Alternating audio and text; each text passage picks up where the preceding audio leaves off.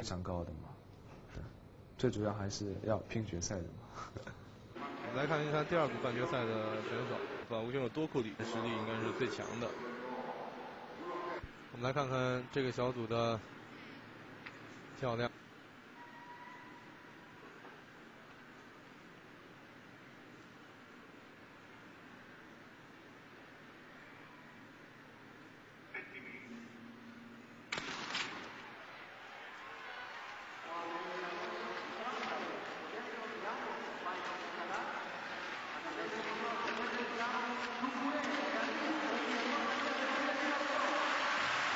多库里跨出了13秒07啊！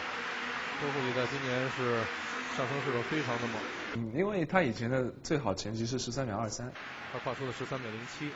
感觉他肯定因为夏训大概也用了很大的功夫，我觉得并不是一个很夸张的成绩，因为那个时候我觉得也有13秒07那个实力，我就根本就没发挥出来。我觉得因为复赛根本就没必要跑这么快，因为我根本就不在乎他，因为他毕竟从来都没赢过我。从复赛开始，他们就说啊，你不是问他们的吗？你们觉得这次的冠军会是谁？他们都 me， 只有我说，我请大家给我点运气。对，决赛，希望大家把好运都给我，借我用一下。我觉得不能这样说话。Gold medal in final. Me， 我觉得或者是太过自信不是一件好事，反而。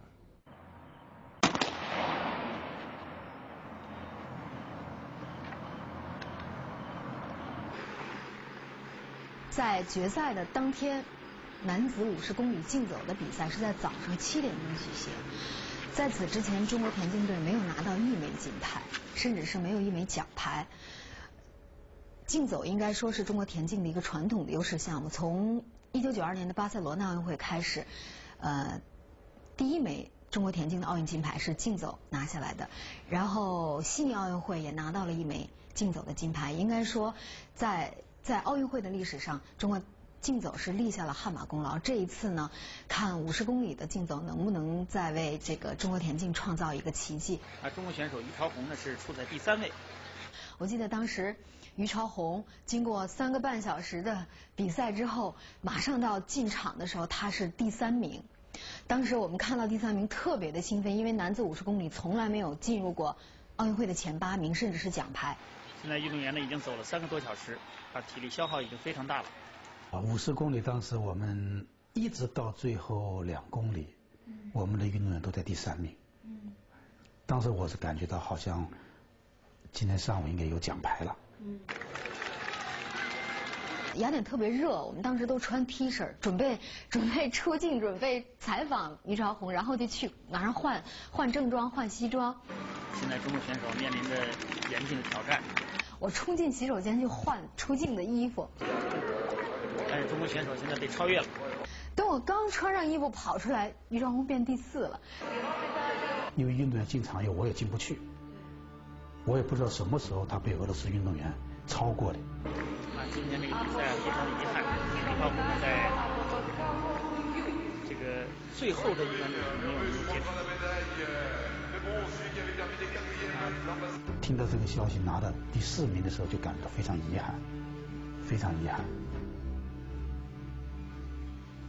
我们在结束了竞走比赛的采访之后，时间已经快到中午的1点钟了。在我们结束采访准备回 IBC 的时候，突然远远的看到田径中心的主任罗超毅，他在这个赛场很远的地方来回转圈儿。我一个人在回的路上呢，也不知道怎么搞就迷路了。我就走过去跟他打招呼，当时有一种心态吧，就是给这罗主任放松一下，减压，因为到今天为止，中国队还没有拿到1枚奖牌，甚至上了车以后，就可能还在想着刚才那个比赛的那个情景，所以下车地点也不对，也找不到回家的路。我知道这个罗主任的压力特别大。我们是带着2块奖牌任务去的。他的前任在每一届奥运会上都有金牌收获，所以他自从2002年上任以来，这届奥运会对他来说是一个很重要的证明自己的一个机会，但至今为止没有奖牌收获。为什么我背了国旗背了10天？就是因为呢，我是在有几场重要的比赛，我都认为有希望。啊，我们的女子5000米、女子20公里竞走，包括我们的男子50公里竞走。我们当时赛前都是认为呢，他应该去冲击奖牌，甚至冲击金牌的项目。但是就是在整整10天，中国田径在奖牌上是颗粒无收。而晚上刘翔的比赛，谁都是未知数，大家不敢过多的奢望金牌。所以可以说，我这一次参加这个雅典奥运会，我这个承受到了可以这种压力，已经到了刺激最深的时候了，到了最后一晚极限的程度了。罗主任当时看到我以后说：“哎呀，我找不到这个回奥运村的车站了，奥运村的车站在哪儿？你能不能领我去？”我当时就感觉到这个竞走比赛实际上给罗主任的压力太大了。在这样一种奥运会赛场上，所有的优秀运动员都到了，所以他的竞争的激烈程度，包括呢对运动员、教练员我们这样的一些管理者的压力，那应该说是所有的比赛都比不上的。我赶紧就跟罗主任说：“我说罗主任，这刘翔的命太硬了。”他说：“为什么这么说？怎么这么说呢？”刘翔命很硬。我说：“你看罗主任，这个刘翔把阿拉约翰逊磕的摔了一跤，摔倒了是吧？第2轮竞走奖牌马上就拿到手了，你看又丢了。”就等着晚上他这个110米栏决赛的时候，等着他拿金牌。我说晚上金牌非他莫属，肯定。